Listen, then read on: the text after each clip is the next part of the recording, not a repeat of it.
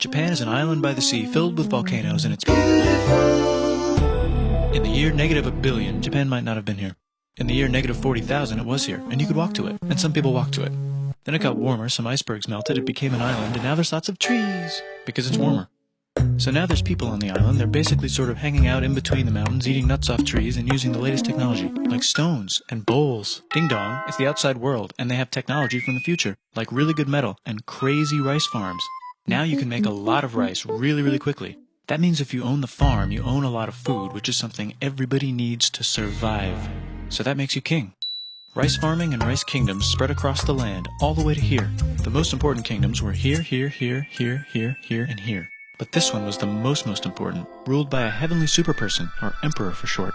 Knock knock, get the door, it's religion. The new prince wants everyone to try this hot new religion from Biekt. Please try this religion, he said. No, said everybody.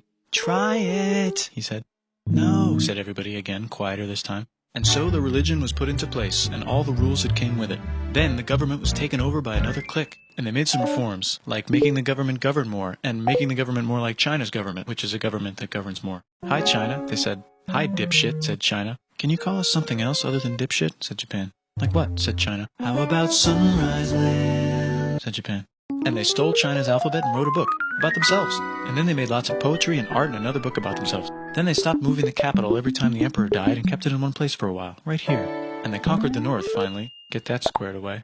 A rich hipster named Kukai is bored with modern Buddhism, visits China, and learns a better version, which is more spiritual. Comes back, reinvents the alphabet, and causes art and literature to be great for a long time. And the royal palace turned into such a dream world of art that they really didn't give a shit about running the country. So if you live outside the palace, how are you supposed to protect your shit from criminals? Hire a samurai. Everyone started hiring samurai. Rich, important people hired samurai. Poor people who could not afford to hire samurai did not hire samurai. The samurai became organized and powerful, more powerful than the government. So they made their own military government, here. They let the emperor still be emperor, but the shogun is actually in control. Breaking news, the Mongols have invaded China. We've invaded China, said the Mongols. Please respect us, or else we might invade you as well. Okay, said Japan. So the Mongols came over, ready for war, and died in a tornado. But they tried again, and had a nice time fighting with the Japanese, but then died in a tornado.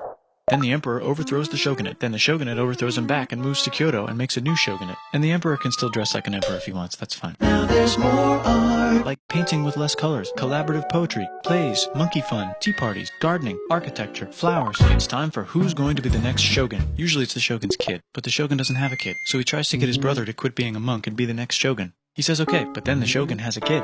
So now who's it going to be? Vote now on your phones. And everyone voted so hard that the palace caught on fire and burned down. The shogun actually didn't care. He was off somewhere doing poetry. And the whole country broke into pieces. Everyone is fighting with each other for local power, and it's anybody's game. Knock knock, it's Europe. No, they're not here to take over. They just want to sell some shit, like clocks, and guns, and Jesus. So that's cool, but everyone's still fighting each other for control, now with guns. And wouldn't it be nice to control the capital, which right now is puppets, with no one controlling them?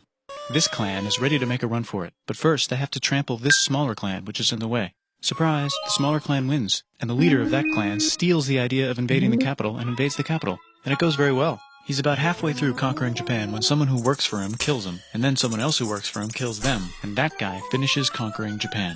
And then he confiscated everybody's swords, and made some rules. And now I'm going to invade Korea, and then hopefully China, he said, and failed, and also died. But before he died, he told these 5 guys to take care of his 5-year-old son until he's old enough to be the next ruler of Japan. And the 5 guys said, yeah, right, it's not going to be this kid, it's going to be one of us, because we're grown-ups. And it's probably going to be this guy, who happens to be way more rich and powerful than the others. A lot of people support him, but a lot of people support not supporting him. They have a fight, and he wins, and starts a new government, right here. And he still lets the emperor dress like an emperor, and have very nice things. But don't get confused, this is the new government, and they are very strict. So strict they closed the country. No one can leave, and no one can come in. Except for the Dutch, if they want to buy and sell shit, but they have to do it right here. Now that the entire country was not at war with itself, the population increased a lot. Business increased, schools were built, roads were built, everyone learned to read, books were published, there was poetry, plays, sexy times, puppet shows, and Dutch studies. People started to study European science from books they bought from the Dutch. We're talking geography, skeletons, physics, chemistry, astronomy, and maybe even electricity. Over time, the economic and cultural prosperity began to gradually slow down. Knock knock. It's the United States, with huge boats, with guns. Gunboats. Open the country. Stop having it be closed, said the United States. There's really nothing they could do, so they signed a contract that lets the United States, Britain, and Russia visit Japan anytime they want. Choshu and Satsuma hated this. That sucks, they said. This sucks. And with almost very little outside help, they overthrew the shogunate and somehow made the emperor again and moved him to Edo, which they renamed Eastern Capital. They made a new government, which was a lot more Western. They made a new constitution that was pretty Western, and a military that was pretty Western. And do you know what else is Western? That's right, it's conquering stuff. So what can we conquer? Korea. They conquer Korea, taking it from its previous owner, China, and then go a little bit further. And Russia rushes in out of nowhere and says, "Stop, no, you can't take that. We were going to build a railroad through here to try to get some warm water." And Russia builds their railroad, supervised by a shit ton of soldiers. And then when the railroad was done, they downgraded to a fuck ton. Did I say downgrade? I meant upgrade. And Japan says, "Can you maybe chill?" And Russia says, "How about maybe you chill?" Japan is kind of scared of Russia. You'll never guess who's also kind of scared of Russia.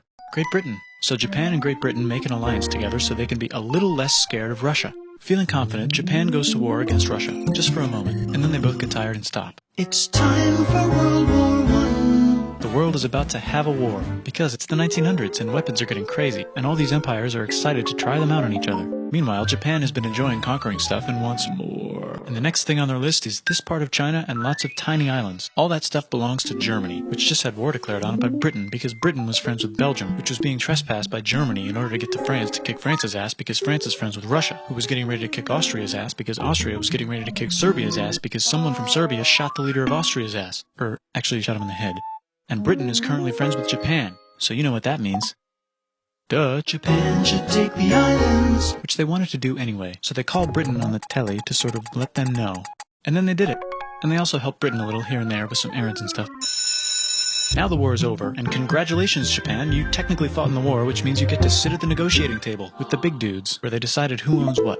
And yes, Japan gets to keep all that shit they stole from Germany. You also get to join the post-war mega-alliance, the League of Nations, whose mission statement is to try not to take over the world. The Great Depression is bad, and Japan's economy is now crappy, but the military is doing just fine, and it invades Manchuria. And the League of Nations is like, "No, don't do that. If you're in the League of Nations, you're not supposed to take over the world." And Japan said, "How about I do anyway?" And Japan invaded more and more and more and more of China, and was planning to invade the entire East. You've got mail. It's from Germany, the new leader of Germany. He has a cool mustache, and he's trying to take over the world and needs friends. This also got forwarded to Italy. They all decided to be friends because they had so much in common. It's time for World War II. Germany is invading the neighbors. Then they invade the neighbors' neighbors. Then the neighbors' neighbors' neighbors, who happened to be Britain, said, "Holy shit." And the United States started helping Britain because they are good friends, and started not helping Japan because they're friends and our friends are not friends. Plus they're planning on invading the entire ocean. The United States is also working on a large, very huge bomb, bigger than any other bomb, ever, just in case. But they still haven't joined the war. War looks bad on TV, and the United States is really starting to care about their image. But then Japan spits on them in Hawaii and challenges them to war. And they say yes. And then Germany, as a symbol of friendship, declares war on the United States also. So the United States goes to war in Europe, and they help the gang chase Germany back into Germany. And they also start chasing Japan back into Japan. And they haven't used the bomb yet, and are curious to see if it works. So they drop it on Japan. They actually drop two.